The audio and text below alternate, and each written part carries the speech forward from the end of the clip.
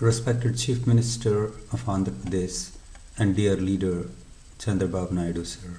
I think I have posted this in your Facebook account a couple of days ago. Since I didn't find it, I am again posting it today.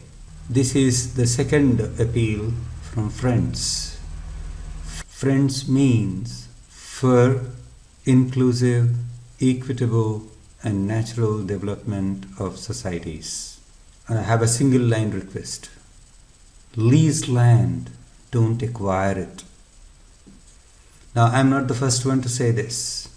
Most recently, Mr. S.K. Acharya of Neyveli Lignite Corporation, I think, which is part of Mahanadi Coal Fields, says they have written to Odisha government to lease lands from farmers instead of acquiring them. This was reported on 6th December 2014 Enadu edition of Hyderabad on page 16. Please, I'm sure you can get it confirmed. And even earlier than that, it was Mr. Swaminathan S. Ankaleshariya Iyer on 20th June 2012, 2.5 years ago. It was he who published in the open page of the Economic Times of India and argued for leasing the land, advising don't acquire it for industrial and other uses. I also humbly appeal to you to kindly recall a thin professor from Rural Development Center of IIT Delhi who received you and saw you off at Mumbai airport when you came to address the Pan IIT meeting in 2007. I think it is 2007, who was suggesting passionately the same thing. For God's sake, don't sell our farmers' lands to corporations. National or international, it doesn't matter. Strictly take the lands on lease for long enough periods, even if they are owned by the society, the so-called government lands. And even if they are needed for government use, such as for industry of government, public sector undertakings, or offices of government, or just any so-called public good, as long as they are to be alienated from agriculture. Period. One single law. I have great reverence for and expectations from you, sir. And I am Sudhakar Puttagunta, faculty at IIT Delhi during 1973 to 84 at Center for Applied Research in Electronics of IIT Delhi, and again during 2006 to 2011, and this time in Center for Rural Development and Technology, again at IIT Delhi.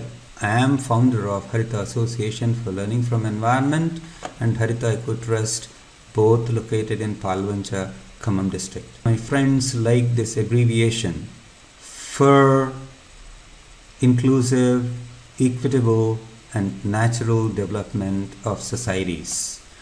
And I'm the mentor and developer of Harita IITD Bamboo Concrete Technology, or HIB technology.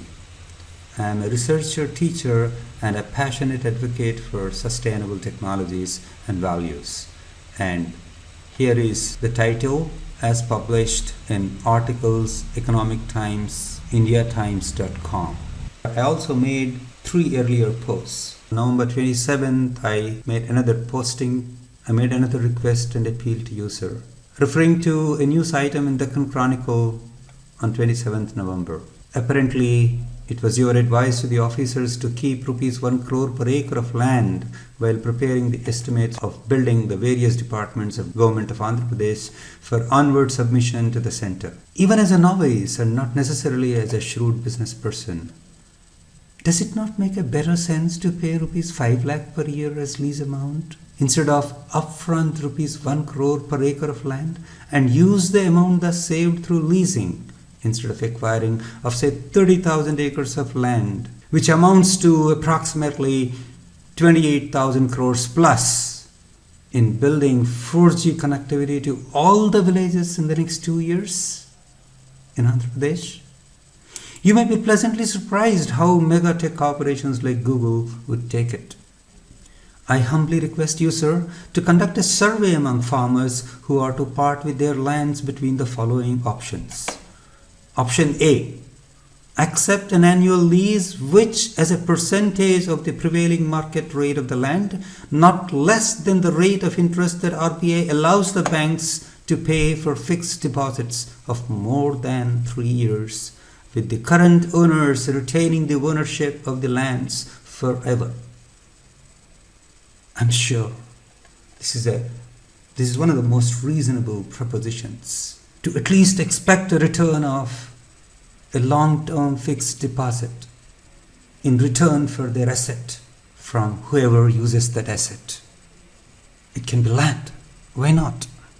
The second option, retain ownership of only 20 or 25% of the land which is to be marked with physical boundaries after the development of all the lands pooled with, as of now, without any clearly stated transparent procedure or policy in deciding who gets which part of the developed land as their share and what its legal consequences would be in case of disputes with the authorities.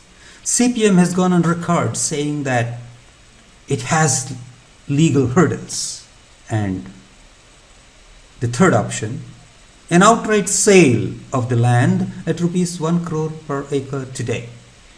My other rather inconvenient question to you, sir, is the following.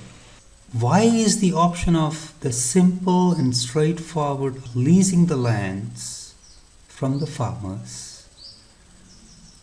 not even being debated as a simple and straightforward way of making the landowners as partners in the development?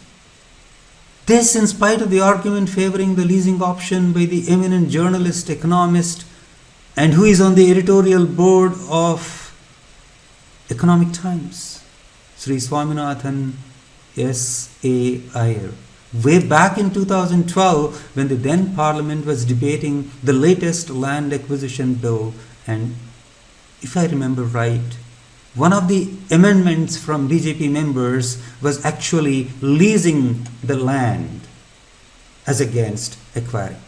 And on the same day, sir, I made another posting as another humble suggestion from friends to take the lands only on lease from the locals for all non-agrarian uses. And finally, with due humility, all that I beg of you and plead to you, sir, is only for an open debate in this democracy.